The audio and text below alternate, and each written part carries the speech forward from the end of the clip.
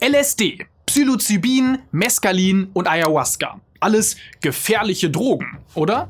Das ist zumindest die Idee, die man bekommt, weil die Stoffe alle international verboten oder zumindest stark reguliert sind. Aber das Verbot schränkte nicht nur den Missbrauch dieser Substanzen ein, sondern auch ihre Erforschung als medizinische Wirkstoffe. Und hier gibt es richtig viele unglaubliche Erfolgsstories. Psychedelika sollen gegen Depressionen helfen, Angststörungen heilen und auch bei Cluster-Kopfschmerzen, posttraumatischen Belastungsstörungen und Substanzmissbrauch helfen. Könnten diese Drogen also am Ende sogar Leben retten, wenn sie denn richtig eingesetzt werden? Seit einiger Zeit wird wieder richtig viel an klassischen Psychedelika geforscht. Es gibt einen regelrechten Boom an spannenden neuen Studien. Wir haben sie gelesen, haben mit Expertinnen aus dem Gebiet gesprochen und beantworten euch heute alle Fragen zum Thema. Fast jeder Mensch erlebt irgendwann mal eine depressive Phase. Man ist demotiviert und traurig, müde, unkonzentriert und lustlos. Das Robert-Koch-Institut hat ermittelt, dass in den Jahren 2019 und 2020 rund 7-10% der zufällig am Telefon befragten Erwachsenen in den 2 Wochen vor der Befragung depressive Symptome hatten. Je nach Schwere der Erkrankung fällt die Behandlung unterschiedlich aus. Viele Menschen empfinden Depressionen als Stigma. Da kann eine professionelle Aufklärung helfen. Man animiert sie auch, sich in der Natur zu bewegen und unter Menschen zu gehen. Wenn das nicht genügt, wird zusätzlich oft eine Psychotherapie verschrieben. Und bei schweren Fällen kann diese Therapie dann noch mit Medikamenten unterstützt werden, nämlich Antidepressiva. Antidepressiva helfen vielen, aber leider nicht allen. Bei bis zu 30% der Menschen mit Depressionen schlagen all diese Therapien nicht an. Wir brauchen also bessere Medikamente. Und da hoffen einige Forscherinnen und Forscher auf Stoffe mit einem vielleicht etwas fragwürdigen Ruf. Klassische Psychedelika. Die klassischen Psychedelika sind LSD, Psilocybin, Mescalin und DMT. Sie werden aus Pflanzen und Pilzen hergestellt oder extrahiert. LSD ist die Abwandlung eines Stoffes aus dem purpurbraunen Mutterkornpilz. Der wächst auf Weizen und ist super giftig. Die anderen klassischen Psychedelika stammen aus Pilzen und Pflanzen, die seit Jahrtausenden in schamanistischen Ritualen Verwendung finden. DMT ist der Wirkstoff in Ayahuasca, einem Tee aus verschiedenen Pflanzen. Und was passiert, wenn man den trinkt, das könnt ihr euch bei Tomatolix ansehen. Aber wie genau wirken diese Substanzen? Die klassischen Psychedelika sind Antagonisten, also Gegenspieler, eines bestimmten Serotonin-Rezeptors. Das heißt, sie verhindern, dass Serotonin an diesen Stellen wirken kann. Das führt vermutlich dazu, dass die Hirnrinde weniger Feedback an die Regionen zurückgeben kann, die zum Beispiel Sinneseindrücke verarbeiten. Was dann passiert, wird oft als eine äußerst intensive Erfahrung beschrieben, ein Trip. Man verspürt in der Regel einen leichten Schwindel, Rastlosigkeit und Halluzinationen. Zum Beispiel sieht man kaleidoskopische Farben und Formen. Ob ein Trip als Traum oder Albtraum erlebt wird, hängt von den inneren und äußeren Umständen ab. Forscher sprechen hier von Set und Setting. Set steht für das Mindset. Es geht also um die Absichten und Erwartungen, mit denen zum Beispiel eine Probandin Psilocybin nimmt, aber auch um das seelische Befinden in dem Moment. Das Setting sind die äußeren Bedingungen, also die anwesenden Menschen und zum Beispiel die Gestaltung des Raums. Für die evidenzbasierte Medizin wurden Psychedelika interessant, nachdem Albert Hofmann in den 40er und 50er Jahren LSD und Psilocybin aus Pilzen hergestellt bzw. extrahiert und an sich selbst getestet hat. Wegen ihrer aufheiternden Wirkung wurden Psychedelika daraufhin als Mittel gegen Depressionen vorgeschlagen und entsprechende Forschung betrieben. Aber nach dem internationalen Verbot der Psychedelika Anfang der 70er wurde das extrem schwierig. Nur wenige Projekte wurden bewilligt, teilweise wurde sogar im Untergrund geforscht. Erst seit den frühen 2000ern ist die offizielle Forschung wiederbelebt und zurzeit boomt das Interesse geradezu. Vor allem in den USA, aber auch hier in Europa. Dabei müssen die alten Erkenntnisse erst noch einmal überprüft werden, denn die Methoden aus den frühen Jahren der Psychedelika-Forschung sind inzwischen etwas überholt. Es werden deshalb viele klinische Studien durchgeführt, um die Anwendung der unterschiedlichen Psychedelika zu testen. Bei der Behandlung von Depressionen mit Psychedelika wird natürlich darauf geachtet, dass Set und Setting stimmen. Das bedeutet, die Probandinnen und Probanden werden erst einmal über den Versuch und das jeweils verwendete Psychedelikum informiert und so auf die Behandlung vorbereitet. Am Tag der Behandlung wird darauf geachtet, dass die Versuchsperson in einem seelisch guten Zustand ist, also zum Beispiel keine akuten Angstzustände hat. Der Proband oder die Probandin wird während des Trips von medizinischem Personal begleitet, das natürlich auch die Dosis vorbereitet hat. Meistens wird das Licht gedimmt, manchmal auch leise Musik gespielt. Je nach Studie wurden 1 oder 2 solcher Sessions gemacht. Nach der Behandlung werden die Probandinnen und Probanden dann unterschiedlich lang weiter betreut und ihr Wohlbefinden abgefragt. Wir haben uns vor allem diese Meta-Analyse hier im Detail angeschaut und einige weitere Meta-Analysen gesichtet. Sie fassen die Ergebnisse von Einzelstudien zusammen, um ein Gesamtbild der Forschung wiederzugeben. Die Frage war, helfen Psychedelika gegen Depressionen und wenn ja, wie gut? Insgesamt erscheint uns die Datenbasis da tatsächlich noch nicht sehr gut. Zum Beispiel wurden hier aus über 100 Studien zum Thema nur 9 in die Analyse aufgenommen. Davon wurde 6-mal Psilocybin getestet, 2-mal Ayahuasca und 1-mal LSD. Das heißt, die Ergebnisse für Psilocybin dominieren die Datenlage in dieser Analyse. Auch die anderen Meta-Analysen haben am Ende nur wenige Studien betrachtet, aber nicht immer dieselben. Und auch die jeweiligen Autorinnen und Autoren finden, dass man einfach noch mehr wissenschaftliche Forschung braucht. Ein Problem für klinische Studien am Psychedelika ist vor allem die sogenannte Verblindung. Der Goldstandard in der medizinischen Forschung sind ja randomisierte, doppelt verblindete Kontrollstudien. Also wir haben 2 repräsentative Gruppen, eine erhält das Medikament, die andere ein Placebo. Und weder die Probandinnen und Probanden noch die Forschenden sollen wissen, wer in welcher Gruppe ist, bis die Daten erhoben und ausgewertet sind. Das ist die besagte Verblindung. Aber, Überraschung, jeder Mensch merkt halt sofort, ob er auf einem psychedelischen Trip ist oder nicht.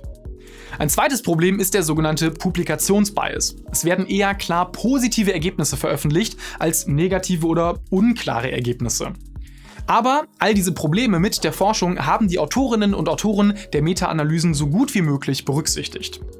Insgesamt kommen sie und andere Forschende zum Schluss, dass, Trommelwirbel bitte, Therapien mit klassischen Psychedelika sicher und wirksam sind. Besonders fällt auf, wie schnell sie wirken. Antidepressiva wirken meist erst nach einigen Wochen der Einnahme, aber eine Psychedelika-Behandlung beendet eine depressive Phase sofort. Das ist übrigens auch bei Ketamin der Fall. Ketamin gehört nicht zu den klassischen Psychedelika, weil es eine andere Wirkung hat, aber es wird seit kurzem auf ganz ähnliche Weise für die Behandlung schwerster Depressionen eingesetzt. Nach einer Behandlung wirkt Ketamin bis zu 3 Wochen nach. Aber die Therapien mit klassischen Psychedelika vermindern die Schwere der Symptome teilweise mehrere Monate lang. Bevor wir zu den Nebenwirkungen kommen, und glaubt mir, ihr werdet positiv überrascht sein, möchte ich euch über ein anderes Thema mit massiven Nebenwirkungen aufklären. Der durchschnittliche Dr. Watson-Zuschauer ist gleichzeitig auch ein Heavy-Internet-User. Und mit jeder Online-Anmeldung, jeder Registrierung und jedem Einkauf gebt ihr großzügig eure Daten weiter. Leider geht nicht jede Plattform sinnvoll mit euren Daten um. Das betrifft im besten Fall nur euren Namen, häufig auch eure E-Mail-Adresse, aber in ganz extremen Fällen sogar eure Fotos oder Bankdaten. Deshalb will ich euch auf Incogni aufmerksam machen. Das ist ein unscheinbares Tool, das ich persönlich empfehlen kann, weil es genau das tut, was eigentlich jeder machen sollte. Es löscht eure privaten Daten, wo sie nicht hingehören. Dafür müsst ihr nur eure betroffenen E-Mail-Adressen angeben und schon legt Incogni los. Das Tool fängt an, nach euren Daten im Netz zu suchen und schaut in erster Linie auf Plattformen nach, die Datensätze zum Verkauf anbieten. In einem zweiten Schritt kann Incogni dann Datenlöschanträge für euch stellen. Bei mir wurden beim ersten Mal direkt 60 Löschanträge gestellt. Aus eigener Erfahrung lege ich euch daher ans Herz, euren Datenschutz ernst zu nehmen. Schaut unbedingt mal bei Incogni vorbei und wenn ihr es selbst mal ausprobieren wollt, dann lasst euch nicht unseren Rabatt entgehen. Mit unserem Code Dr. Watson bekommt ihr nämlich 60% Rabatt auf ein Jahresabo. Und falls ihr dann doch nicht zufrieden seid, habt ihr natürlich 30 Tage Geld-Zurück-Garantie. Okay, wow. Klassische Psychedelika wirken also anscheinend schneller als Antidepressiva und sogar länger als Ketamin. Aber was ist mit Nebenwirkungen? Sind Psychedelika nicht gefährliche Drogen? Zunächst einmal sind klassische Psychedelika viel sicherer als Ketamin und andere Substanzen. Man kennt zum Beispiel keine tödliche Dosis für LSD oder Psilocybin. Man weiß nur, dass sie 1000-mal höher sein muss als die Dosis, die einen Trip auslöst. Auch die Gefahr, abhängig zu werden, ist bei den klassischen Psychedelika sehr gering, weil man bei wiederholtem Gebrauch gegen die euphorisierenden und psychedelischen Wirkungen resistent wird. Und das kann man mit höheren Dosen auch nicht ausgleichen. LSD und Psilocybin sind in der Hinsicht deshalb sogar ungefährlicher als Koffein. Kurzzeitige negative Effekte, also umgangssprachlich ein schlechter Trip, kommen im klinischen Setting selten vor. Langanhaltende negative Nachwirkungen, wie das Triggern von Psychosen, überhaupt nicht. Das wird vor allem auf die optimalen Bedingungen bei der Behandlung zurückgeführt. Außerdem wurden Menschen, die schon einmal psychotische Episoden erlebt haben, von den klinischen Studien ausgeschlossen. Aber auch in den Studien, die nicht in diese Meta-Analysen eingegangen sind, sind Berichte von Psychosen wenig mehr als anekdotisch. Was tatsächlich bei relativ vielen Menschen zu passieren scheint, sind Flashbacks. Das ist das gelegentliche Wiederauftreten von leichten Halluzinationen für ein paar Sekunden bis Minuten. Aber das vergeht wieder, wurde eher als angenehm empfunden und hatte auch keine negativen Auswirkungen auf den Alltag. Als Partydrogen sind klassische Psychedelika aber immer noch riskant. Denn im privaten Rahmen sind Set und Setting unkontrolliert. Und im Rausch kann man sich und auch andere gefährden. Und schließlich weiß man bei Pillen oder Drogen, die man sich irgendwie illegal besorgt hat, nie so ganz genau, was da alles wirklich drin ist. Aber als Medikament im klinischen Kontext scheinen klassische Psychedelika extrem sicher zu sein und gegen hartnäckige Depressionen gut zu wirken. Krass. Aber wie machen sie das genau? Die aktuelle Hypothese ist, dass die klassischen Psychedelika und auch Ketamin das Gehirn für ein paar Tage bis Wochen in einen Zustand höherer Neuroplastizität versetzen. Neuroplastizität ist die Fähigkeit von Neuronen zu wachsen und Verbindungen miteinander zu knüpfen, zu kappen, zu verstärken oder zu schwächen. Das Gehirn ist dadurch lern- und anpassungsfähiger und damit auch empfänglicher für zum Beispiel eine Psychotherapie. Diese Hypothese wird dadurch gestützt, dass Psychedelika im Tierversuch einige Marker von Neuroplastizität verstärken.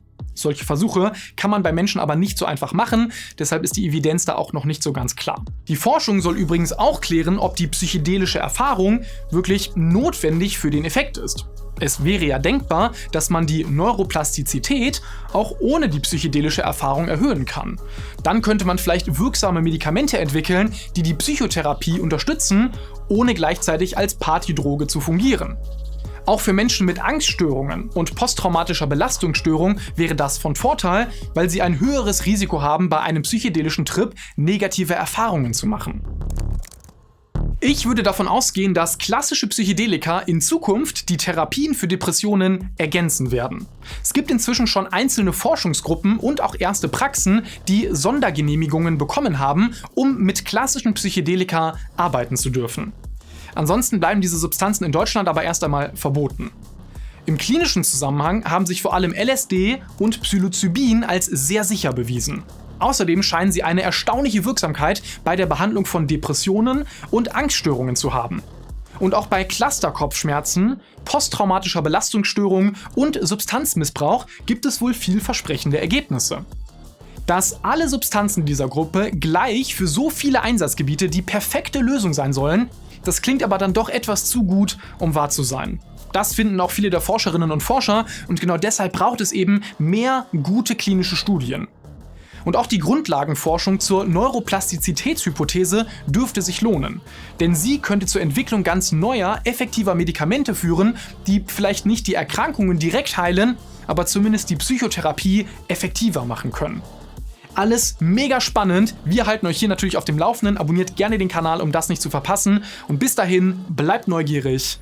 Euer Cedric.